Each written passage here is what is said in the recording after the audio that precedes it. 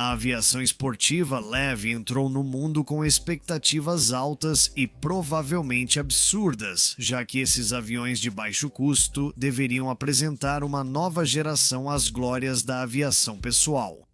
Quando a Cessna lançou o 162 Skycatcher, ficou claro que uma revolução estava em andamento. A Cessna era renomada por seus designs clássicos e aeronaves de qualidade desde o seu início em 1927, criando o melhor em desempenho e também em operação.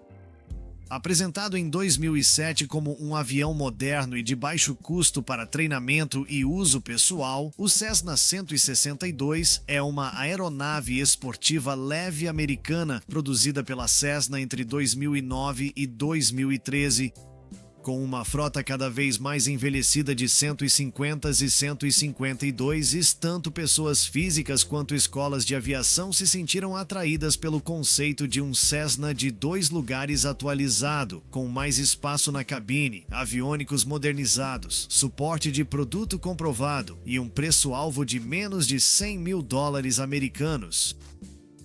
Naquela época, o mercado parecia estar pronto para uma aeronave desse tipo, e o 162 parecia estar prestes a preencher essa lacuna perfeitamente. E como ele foi certificado como uma aeronave leve esportiva, poderia ser pilotado por pilotos esportivos sem a necessidade de um certificado médico. No entanto, o Skycatcher sofreu com uma série de erros auto-infligidos, incluindo uma estratégia de fabricação tortuosa e um preço que não parava de subir. Mas os problemas da indústria de Light Sport Aircraft vão além de um único produto mal feito, e a experiência da Cessna traz lições para todos nós. O Skycatcher estava destinado a dominar o mercado de aeronaves leves esportivas, mas acabou se tornando apenas mais um produto de aviação geral sem futuro, deixando os proprietários perplexos.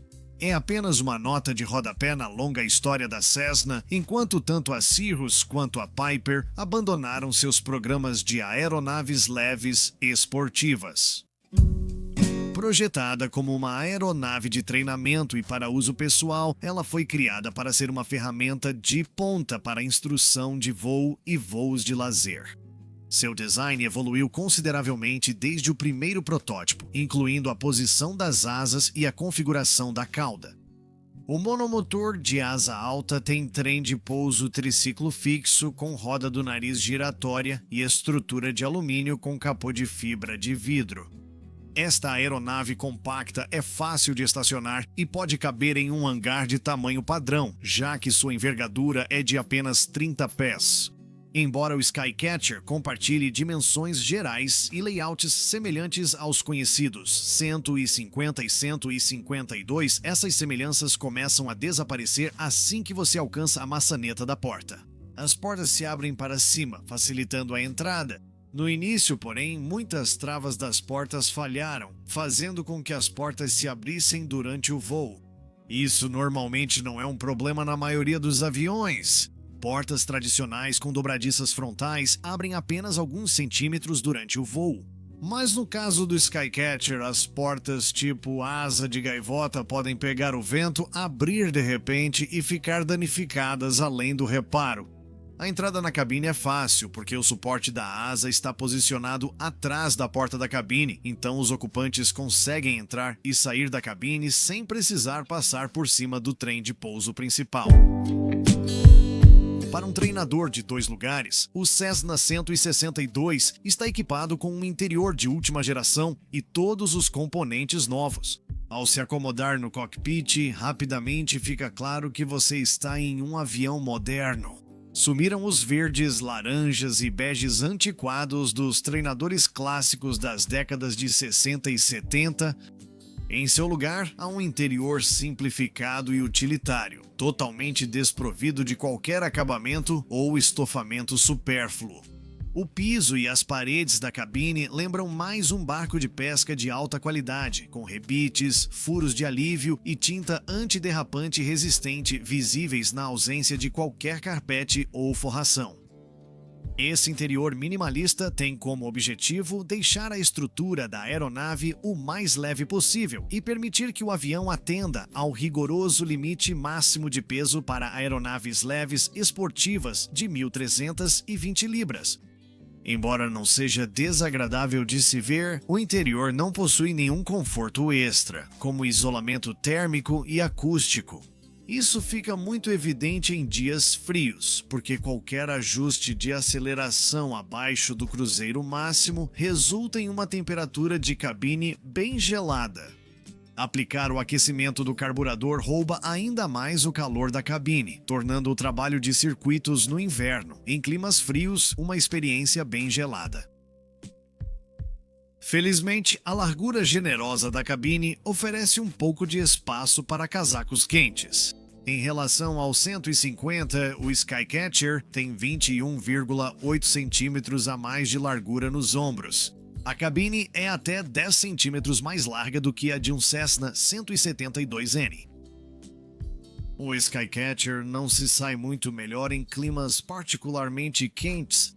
As janelas laterais não abrem, então apenas as duas saídas de ar na raiz da asa resfriam a cabine.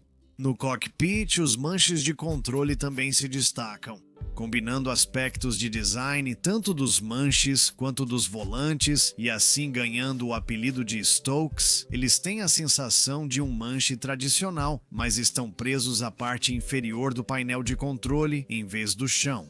Esse design libera espaço para as pernas e a maioria dos pilotos considera uma transição fácil e intuitiva a partir dos volantes tradicionais.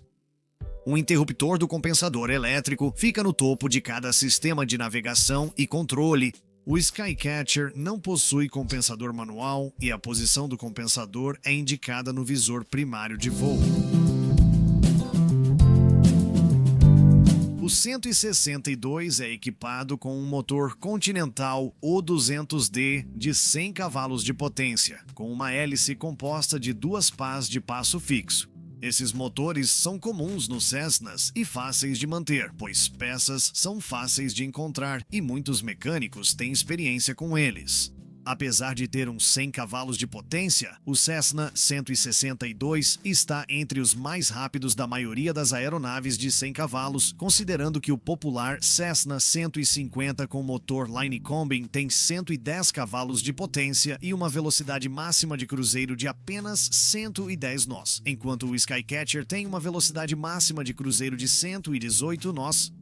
Alguns proprietários podem pensar em modificar ou aprimorar o motor para dar mais potência à aeronave.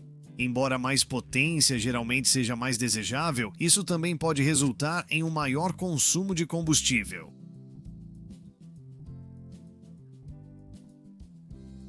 O painel de instrumentos é muito limpo, moderno e minimalista, com o avançado Garmin G300 ocupando o lugar dos instrumentos analógicos tradicionais. Quando se trata de treinamento, os pilotos que começam com esse conjunto de aviônicos vão achar a transição para o G1000 bem tranquila. Um painel totalmente digital oferece à aeronave instrumentação de ponta para missões voo visual, tanto diurnas quanto noturnas. O pacote abrangente de aviônicos inclui o display de voo Garmin G300, composto por duas telas, um display multifunção e um display primário de voo rádio Garmin SL, 40 transponder GTX 327 e piloto automático Digitrack SkyPilot. Como todos os instrumentos de voo estão no display primário do G300, uma falha elétrica total pode deixar o piloto pousando sem uma referência de velocidade baseada em instrumentos. No geral, o Skycatcher é considerado um avião animado e divertido de voar. Apesar de ser mais difícil de controlar no vento e turbulência por causa do peso leve, proprietários o consideram um avião muito agradável e esportivo de voar. Mas esse peso baixo também proporciona um desempenho de decolagem e subida visivelmente melhor em comparação com um 150 com o mesmo motor. A corrida de decolagem é 29 metros menor, totalizando 195 metros, e proprietários relatam cerca de 90 metros ao voar sozinhos. A subida ao nível do mar é de 268 metros por minuto, 64 metros por minuto a mais que os 150 anteriores. Isso permite uma subida curta em pistas pequenas com obstáculos como prédios ou torres no final. Uma subida rápida permite que a aeronave voe para aeroportos menores e aproveite suas comodidades. A velocidade de cruzeiro também é melhorada com uma configuração de 75% de potência, resultando em 111 nós a 4.000 pés, uma melhoria de aproximadamente 8 nós em relação aos 150. O Skycatcher responde prontamente aos comandos do piloto, tornando-o divertido de manobrar. Os proprietários relatam bom manuseio em voo, sem comportamentos ou características inesperadas. As estolagens com motor desligado ou ligado são benignas e previsíveis.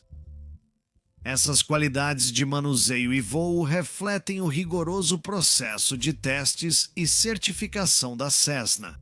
Embora aprovado como uma aeronave leve e esportiva, o avião passou por testes e processos semelhantes aos que teria passado se tivesse sido construído e vendido como uma aeronave da categoria padrão, completando um total de 533 parafusos durante o programa.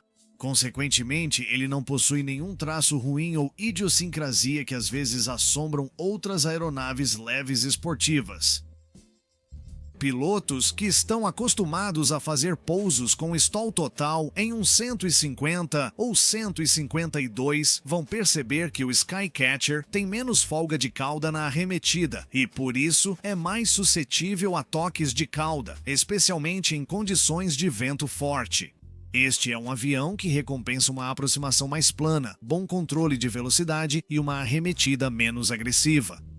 As medidas de redução de peso da Cessna aparecem em vários pontos, dos flaps manuais com alavanca entre os assentos ao dinheiro livre. Roda do nariz, que exige a aplicação dos freios durante o taxiamento. Com o motor O200D, o Skycatcher é capaz de atingir velocidades de cruzeiro de até 118 nós, com um alcance máximo de 470 milhas náuticas, com peso bruto de 1.320 libras. O Skycatcher tem uma distância de pouso de 671 pés, tornando-o uma ótima opção para aeroportos menores. A distância de pouso pode aumentar ou diminuir dependendo das condições climáticas e da experiência do piloto. A aeronave tem um peso vazio padrão de 834 libras. Com o tanque cheio, que pesa 144 libras, a carga útil é de 342 libras. O peso vazio padrão não inclui o extintor de incêndio, o transmissor localizador de emergência, as carenagens das rodas, o injetor de partida do motor, o combustível inutilizável e muitos outros itens normalmente incluídos. O Skycatcher certamente impressiona quando se trata de restrições de altitude. Com um teto de serviço de 15.500 pés, oxigênio suplementar será necessário antes mesmo que o piloto e o passageiro alcancem essa altitude.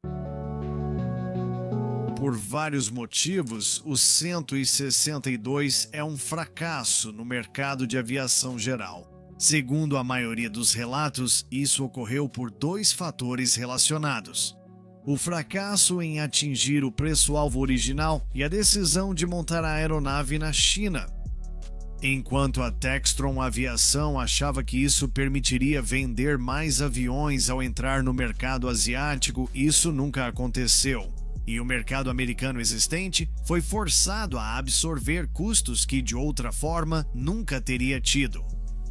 Os motores, por exemplo, tinham que ser enviados do fabricante nos Estados Unidos para a China para serem instalados antes que os aviões completos pudessem ser enviados de volta para os Estados Unidos da América, para manter margens de lucro aceitáveis. Enquanto essas despesas logísticas aumentavam, a Cessna foi forçada a aumentar o preço do Skycatcher do valor original de $100 mil americanos para o preço final de $149 mil americanos.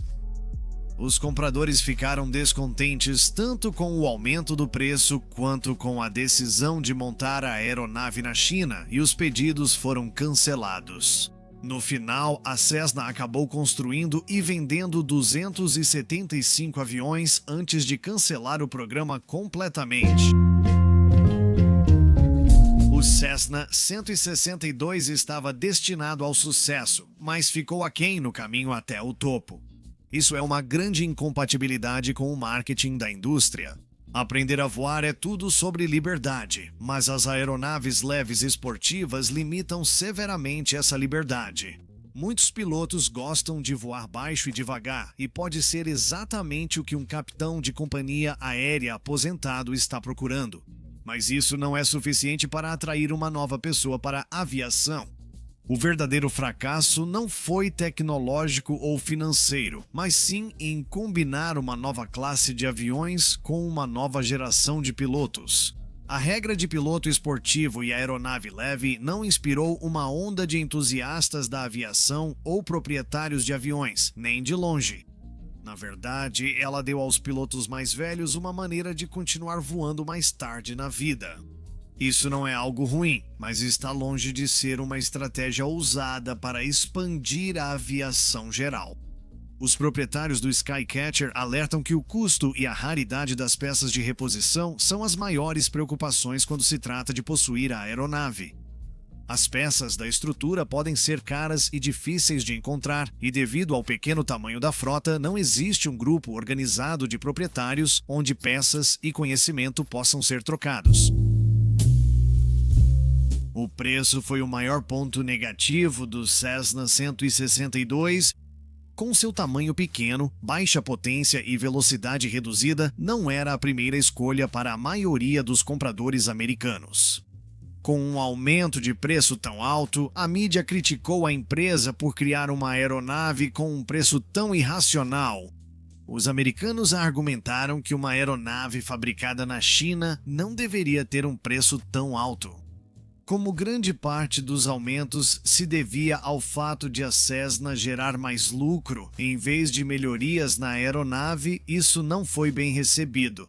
O alto preço da aeronave a tornou mais cara do que muitos outros modelos de sua categoria e fez com que muitos possíveis proprietários que já haviam feito depósitos retirassem seu dinheiro e decidissem investir em outra coisa.